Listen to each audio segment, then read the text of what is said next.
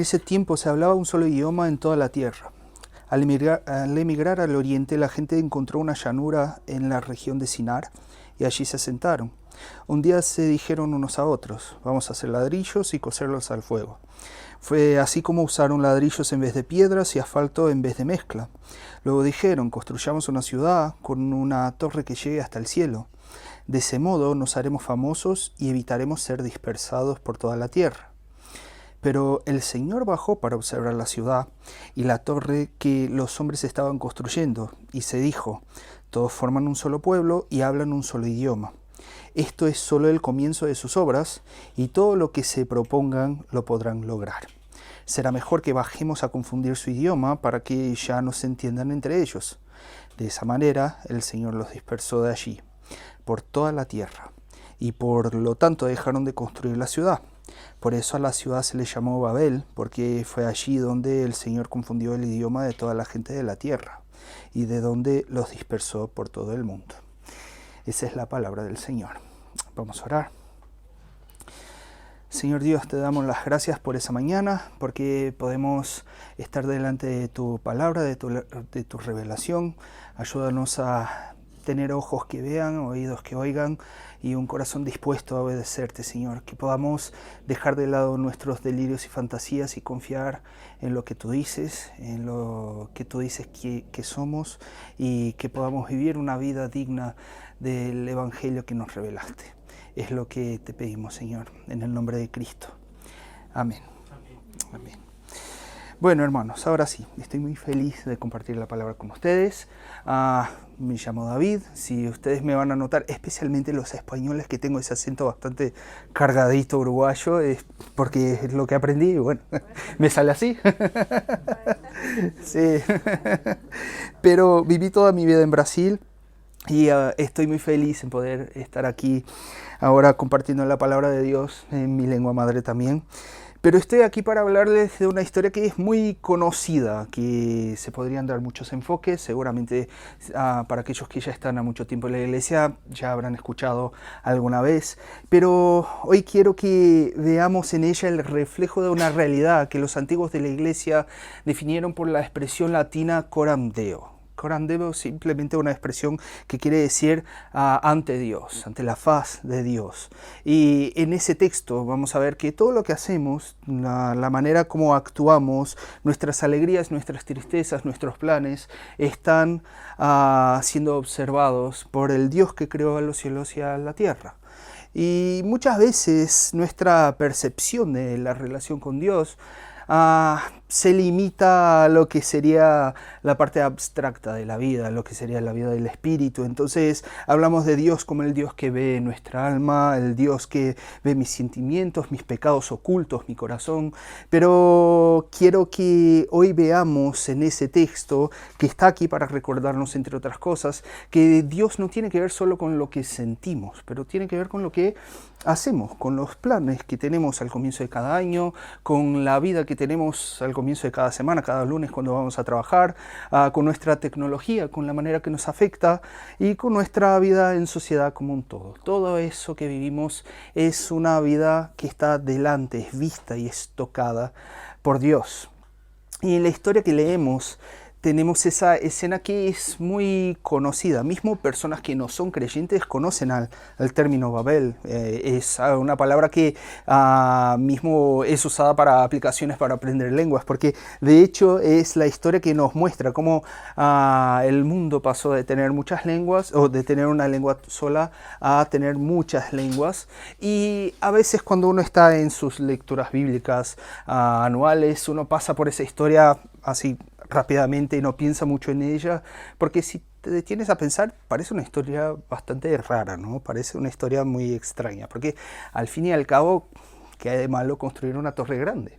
¿Qué hay de malo hacer una torre notable delante de los otros, ¿no? Incluso esa historia parece favorecer a veces una de las acusaciones que los ateos más ferriños tienen, que el Dios de la Biblia es un Dios mezquino, un Dios que no quiere que nadie se divierta si no es en los términos que Él propone, ¿no? Entonces hace cosas como esa, impide que las personas tengan éxito en sus planes, ¿no?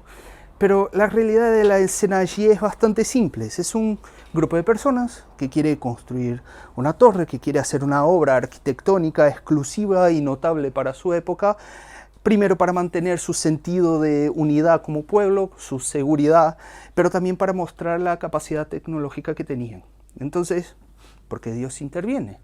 ¿Por qué Dios se mete en eso, ¿no? ¿Acaso ellos representaban una amenaza a Dios? ¿Será que Dios no quiere que los humanos avancen tecnológicamente? ¿Será que Dios está en contra de los grandes proyectos que tenemos? Seguramente no es el caso, porque aquí, así como en tantos otros lugares de la Biblia, vamos a tener otra vez una expresión de la gracia de Dios, como vamos a ver con más detalle en el fin. Y ese texto, la verdad, está ahí para mostrar la realidad del contraste entre el delirio y la rebeldía humana y el absoluto poder, sabiduría y gracia de Dios. Y ese contraste se ve, entre otras cosas, en la propia estructura del texto, porque si te fijas, el texto hasta el versículo 4 es una narrativa que se centra en lo que los hombres dicen y en lo que los hombres hacen, y a partir de ahí el texto cambia y vemos lo que Dios dice y lo que Dios hace con un claro paralelo a lo que ya dijeron los hombres. Y en una época como la que vivimos nosotros, vemos que eso es nada más, nada menos que una disputa de narrativas. Una disputa de narrativas como es tan común en, en el medio político o en los medios de comunicación. Pero al contrario de nuestra Babel moderna, acá no quedan dudas sobre quién está diciendo la verdad. Pero vamos al grano, vamos a entender lo que dice ese texto. Para entender ese mensaje, tenemos que recordarnos en dónde está ubicada esa narrativa. Acá tenemos un capítulo que aparece justo después de la narrativa del diluvio. Noé y su familia fueron elegidos por Dios para hacer el reinicio de la raza humana. Eran la familia que fue elegida para un mundo nuevo, una chance nueva de hacer lo bueno. Y de esa familia surgieron muchas personas, muchos en número, pero que tenían un vínculo directo con su ancestro Noé. El capítulo 10, que justo antes de lo que leímos, va a describir precisamente a esas personas que vemos en esa historia como la familia, los descendientes de Noé. Así que se nota que ellos ya tenían una identidad definida, ellos ya tenían un nombre famoso, no tenían que hacerse un nombre famoso. Dios mismo ya les había dado el nombre de la comunidad que fue salvada por Dios. Llevaban el legado de los sobrevivientes del diluvio, pero aparentemente eso no era suficiente para ellos. El versículo 4 muestra que querían construir una torre exactamente para que su nombre fuera famoso. Y acá tenemos que enterarnos de algo. Cuando el Antiguo Testamento habla de nombre, no está hablando simplemente de ello, que sea un nombre como el nuestro, Paco, Lucho o cualquier cosa, un nombre que simplemente va a identificar a una persona socialmente. El nombre en el Antiguo Testamento básicamente definía lo que era una persona. El nombre de alguien expresaba la característica de lo que era una persona. Entonces, en momentos de grandes cambios, vemos también cambios de nombre. Abraham cambia para Abraham, Sarai cambia para Sara, Jacob cambia para Israel. Su nombre cambia porque la característica de quienes son está cambiando. Entonces, cuando esas personas dicen, nuestro nombre será famoso, en términos modernos sería algo como decir, todos sabrán de lo que somos capaces. Todos sabrán de nuestra habilidad será conocida por todo el mundo, ¿sí? Y aquí tenemos el primer delirio que tiene muchos matices y sinceramente se relaciona mucho con lo que vemos alrededor nuestro hoy día. Creemos que nuestra autopercepción, es decir, como vemos quiénes somos y lo que hacemos, además de nuestra capacidad de definirnos a nosotros mismos, es superior a lo que Dios dice. Es superior mismo a lo que la realidad nos impone. Los descendientes de Noé creían que podrían definir quiénes eran en términos de sus logros, en términos de lo que hacían. Creían que eran admirables y no se conformaban en ser solo lo que Dios dice que ellos eran. Se veían a sí mismos basados en sus ambiciones, en sus habilidades. Y claro, eso de una manera completamente distorsionada, completamente orgullosa. Su identidad estaba basada en sus impulsos para hacer cosas. Y ellos veían eso como algo grandioso, algo digno de admiración por parte de los demás. Y yo no sé si te das cuenta de lo poco que eso ha cambiado hoy día. Porque hoy día la autopercepción y la autoaceptación son como reglas sagradas para la sociedad moderna. Si hay un pecado secular hoy día es que no seas quien eres, es que te dejes dictar por reglas de otras personas o que te impongan una identidad ajena, ¿no? Quien dice lo que yo soy tiene que ser yo mismo, incluso si eso va en contra de lo que atestigua todo lo que está a mi alrededor, y es mi papel aceptar esa definición, incluso si esa definición me hace tener que retorcer la realidad que me rodea. Y bueno, si estás atento, probablemente la mente nuestra va casi de inmediato a un tema polémico de hoy día, que es todo lo que es relacionado con las perspectivas de género, y de hecho tiene sentido, ¿no? Porque todas las veces que alguien que nace biológicamente un hombre o una mujer insiste en decir que es algo diferente, no solamente que se ve de esa manera, tenemos ante nosotros el clamor de alguien que quiere definir su nombre, que quiere hacerse famoso, aunque la realidad física diga lo contrario, tan claro como el hecho que una torre física no puede llegar a la morada de Dios.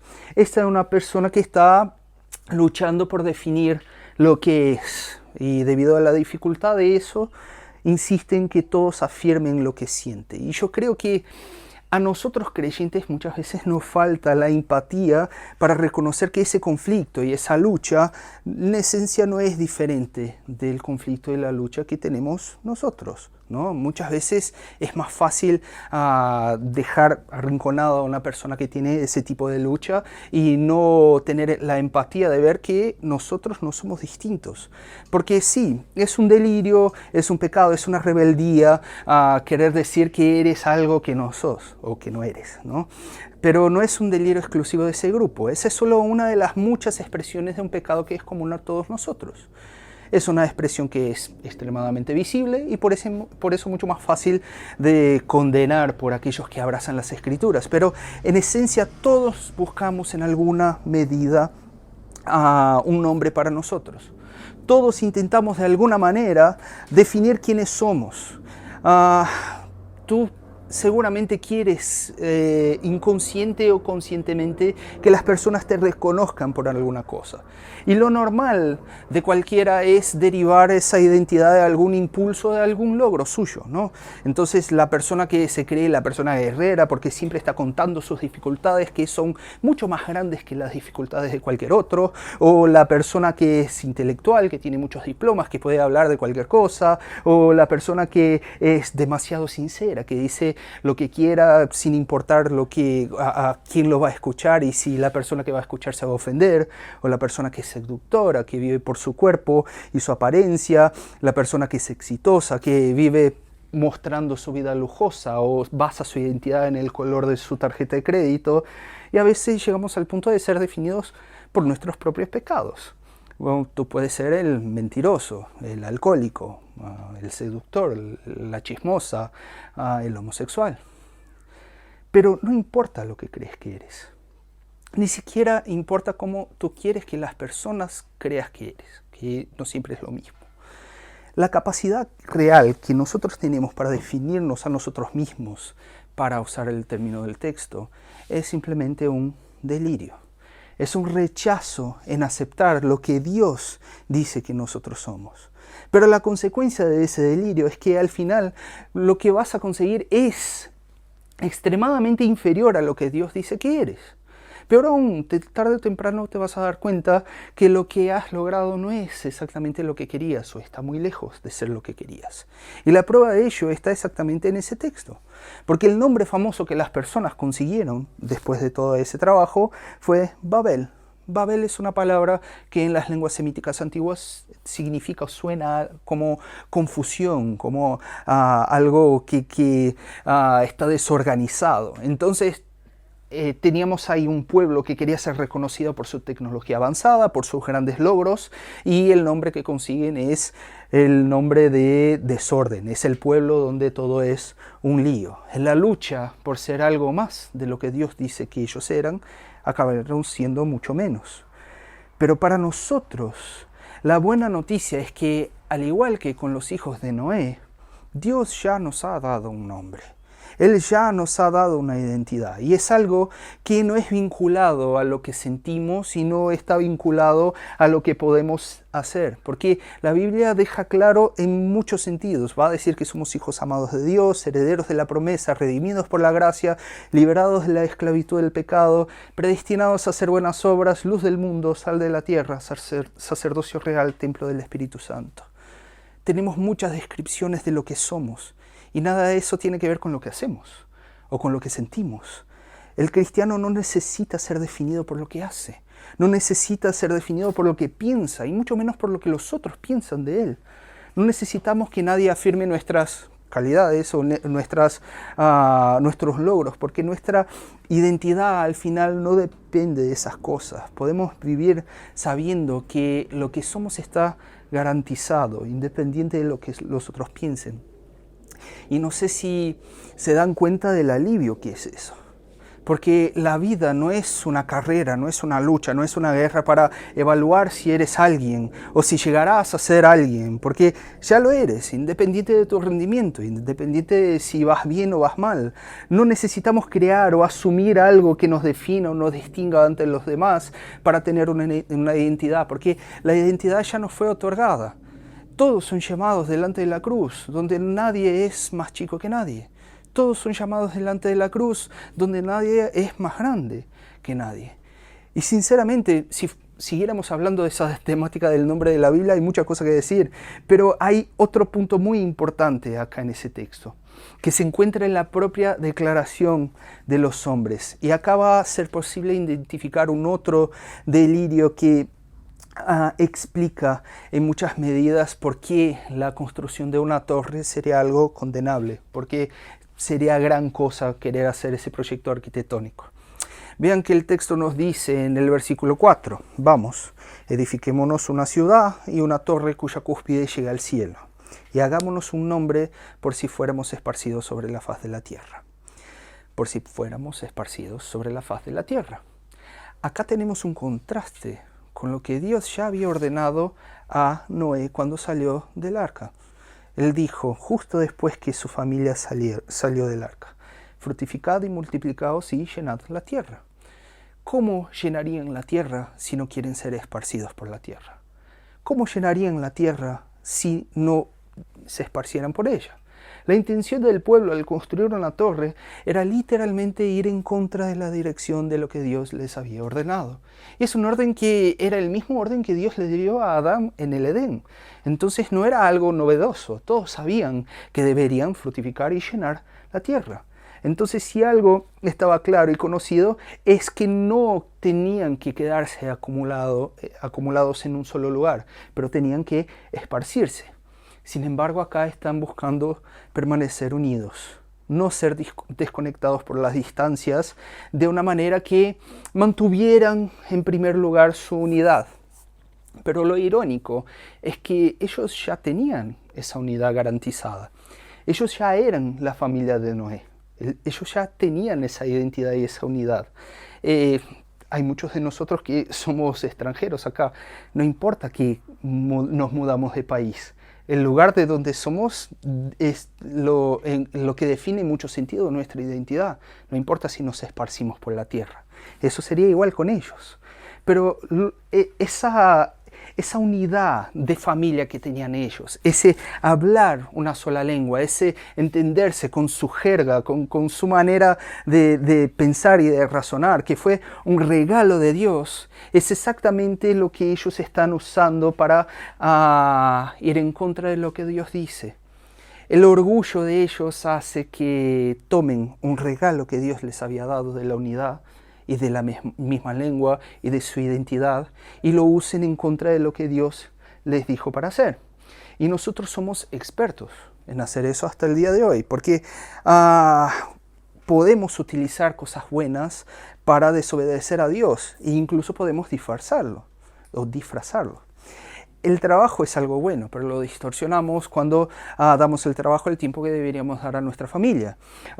Ser una buena madre, un buen padre es algo bueno, pero lo distorsionamos cuando damos a nuestros hijos el tiempo que debería ser de nuestro cónyuge.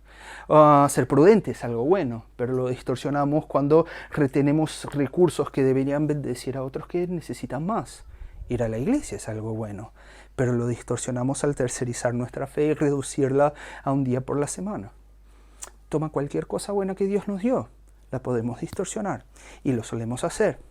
Y aquí la unidad era algo bueno, la organización era algo bueno, el avance tecnológico era algo bueno y tenemos que recordar que en aquellos tiempos construir una torre era tecnología avanzada, era un hito tecnológico, pero eso también se usó para hacer lo contrario de lo que Dios dijo y eso también ocurrió y ocurre muchas veces porque es incómodo obedecer a lo que Dios dice. Da miedo obedecer a lo que Dios dice. Es un trabajo extenuante. Esparcirse por la tierra es el viaje de toda una vida. Es dejar lugares conocidos por peligros desconocidos. Es costoso. Es quedarse lejos de quienes conocemos, de quienes nos pueden ayudar en muchas medidas. Pero sinceramente, ¿cuál es la alternativa? ¿Cuál es la alternativa? Porque ¿quién garantiza que si nos quedamos en el mismo lugar vamos a estar seguros? ¿Quién nos garantiza que si nos quedamos en el lugar que estamos, en el lugar donde estamos cómodos, vamos a quedar seguros? Desastres naturales ocurren. Personas malintencionadas aparecen. Regímenes políticos cambian. ¿Quién garantiza que si somos demasiado cautelosos, aún así no vamos a sufrir un mal inesperado? Las enfermedades pueden afectarnos estando en casa o no. Es algo que nos mostró el COVID, ¿no? Una crisis puede acabar con los ahorros de una vida, como pasó en 2008. Tenemos una profunda fantasía de seguridad en nuestros propios términos. Tenemos una profunda ilusión, tenemos un delirio de que podemos asegurar que nada de malo nos va a suceder.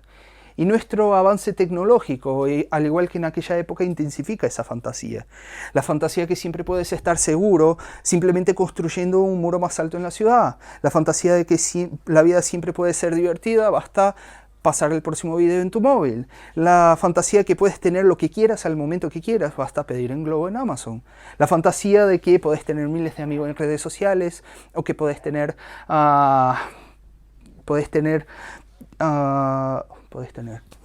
lo perdí. Lo que desees en el momento que desees, simplemente accediendo a un sitio adulto o cambiando imágenes íntimas con alguien. Pero la ironía es que toda esa fantasía explota en nuestra cara todos los días.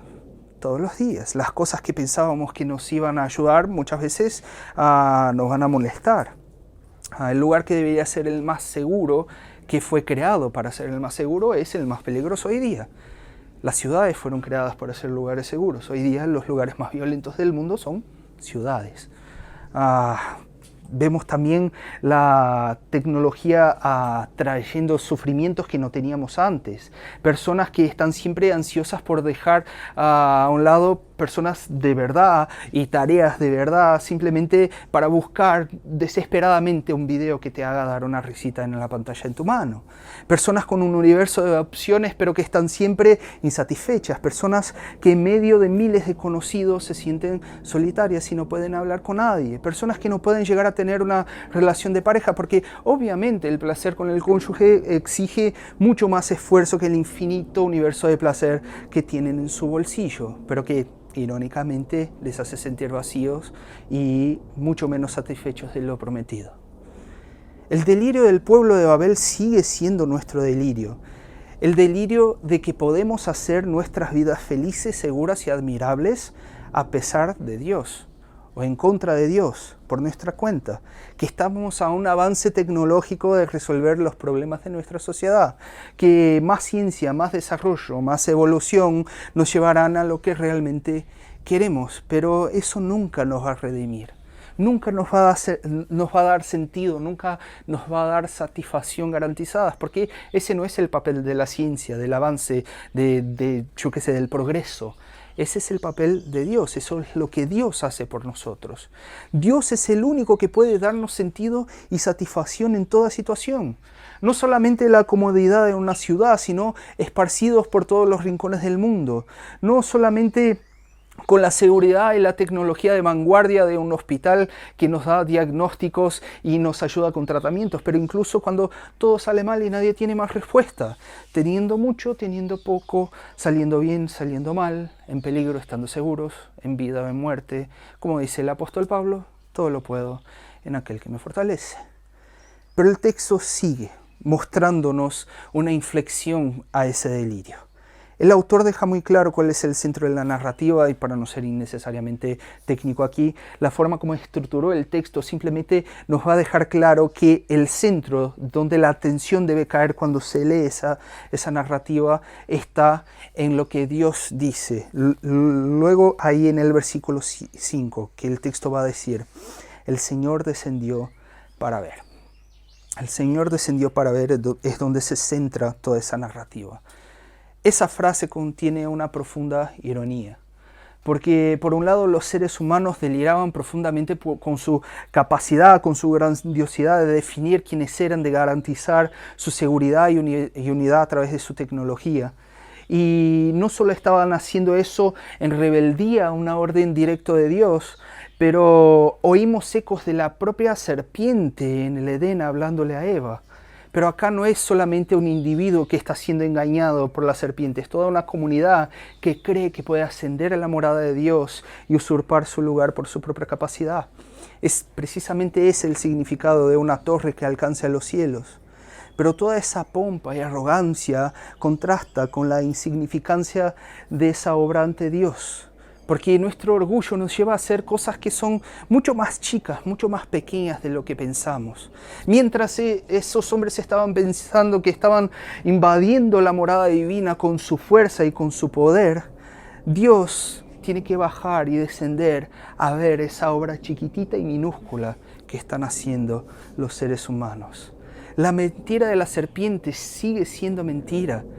Ir en contra de Dios nunca nos va a hacer como Dios. El pecado no hace el humano igual a Dios. Pero aún así Dios digna a encontrarse con esos hombres en su propia locura, en su propio delirio, en esa llanura de Sinar. Y acá aparece otra parte que inicialmente parece muy rara de ese texto. El versículo 6 dice, el pueblo es uno y todos estos tienen una sola lengua, han comenzado la obra y nada los hará desistir ahora de lo que han pensado hacer, o nada los podrá parar, como en la versión que leímos.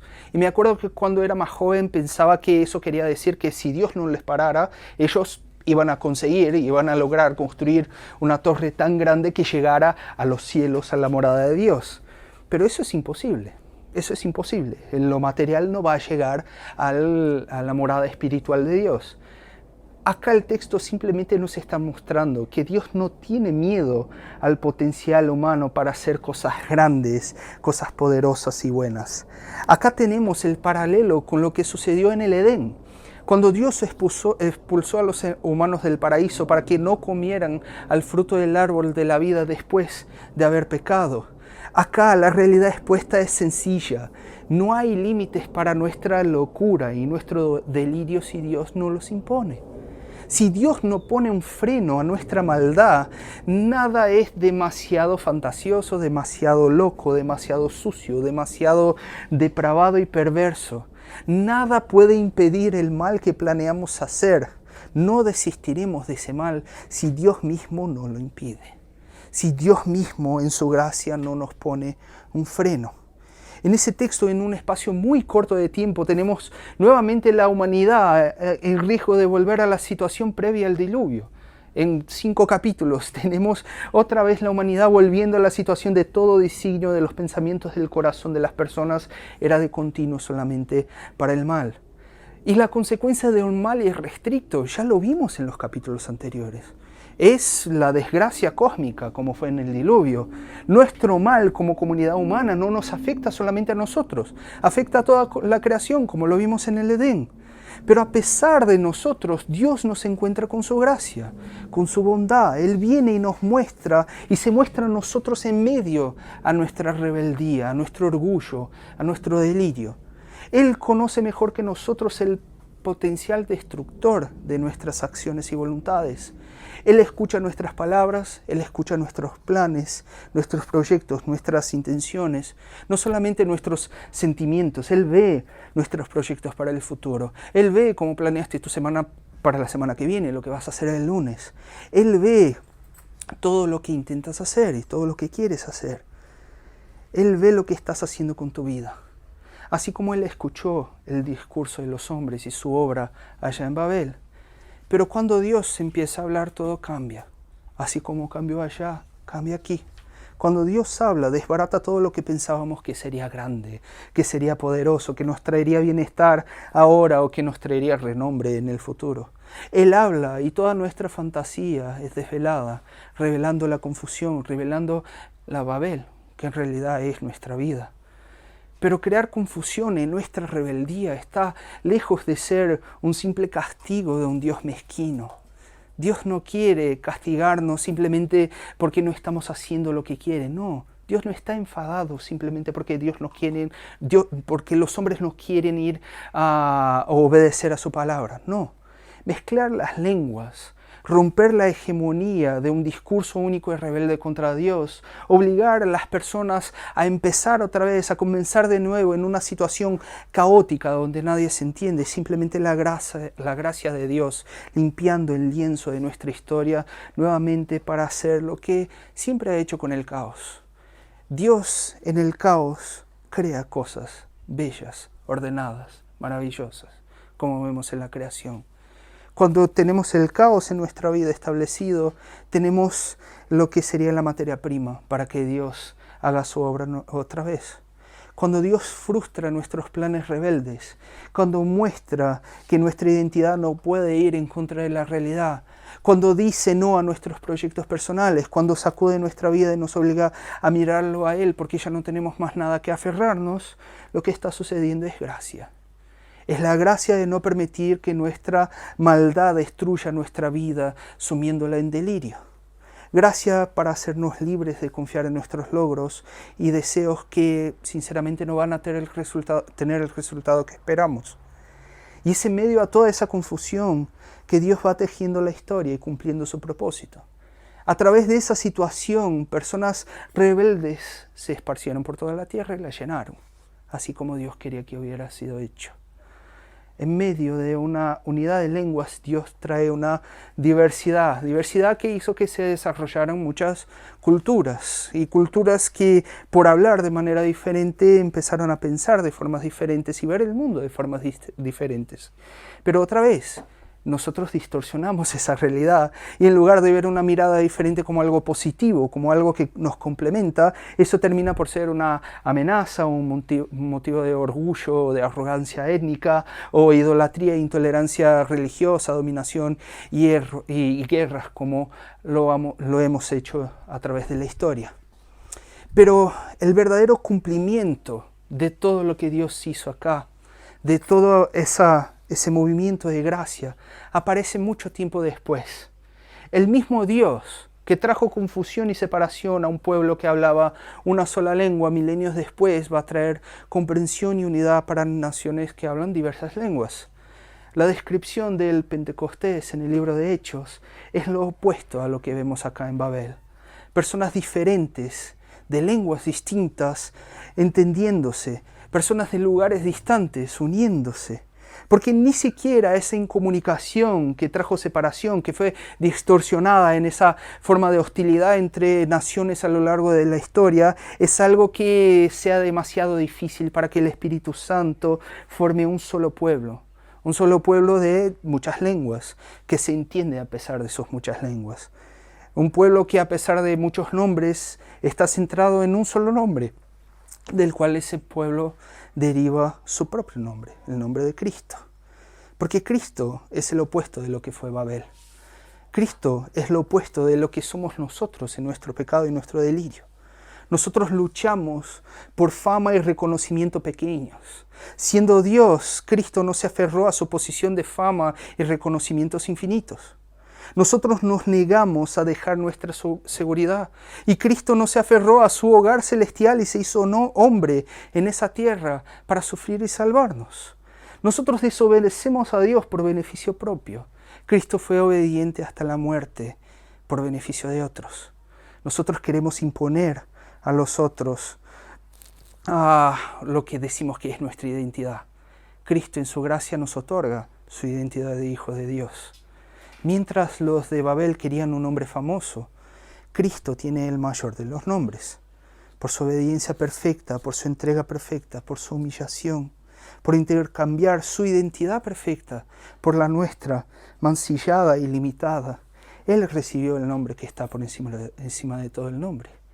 Por eso Él es donde vivimos, nos movemos y existimos. Él es el que sostiene todo, y ante ese nombre un día toda tribu, toda lengua, toda nación se unirá perfectamente, postrada en adoración. Por eso ese domingo, tú y yo tenemos la oportunidad de adelantar un poco esa realidad de la diversidad hoy día. Nosotros tenemos la posibilidad de dejar de lado el delirio de construirnos un nombre, de construirnos una identidad. Tenemos la posibilidad de dejar ese delirio, no porque Dios en su gracia va a limitar con poder nuestra locura y mentira, sino porque hemos escuchado y hemos visto la verdad. Nosotros tenemos la oportunidad de ser un destello de esa unidad. No necesitamos imponer nuestra identidad a la fuerza. No necesitamos ganar un hombre. No necesitamos angustiarnos por nuestra seguridad. No necesitamos perseguir al viento en logros y hazañas que no van a cumplir con nuestras expectativas. Podemos oír y aprender. Podemos ver a aquel que tiene el nombre más grande y aprender. Somos aquellos que al escuchar la verdad y comprender que vivimos ante un Dios que nos lo ha dado todo y nos amó hasta el final, podemos obedecer, podemos confiar y adorar al único nombre que es eternamente digno de ello, Jesucristo. Inclina tu cabeza, oremos. Padre, te damos las gracias por ese domingo. Te damos las gracias porque en tu amor enviaste a tu Hijo. Nos otorgaste una identidad, nos otorgaste una seguridad que va más allá de la realidad alrededor nuestro. Ayúdanos a descansar en ti, a confiar en ti, a no estar ansiosos por ninguna cosa como hemos leído. Ayúdanos, Señor, a vivir de una manera que refleje esa identidad que nos has dado, Señor. Gracias por tu palabra, gracias por tu gracia. Líbranos de nosotros y de nuestro delirio. En el nombre de Cristo. Amén. Amén. Amén. Muchas gracias.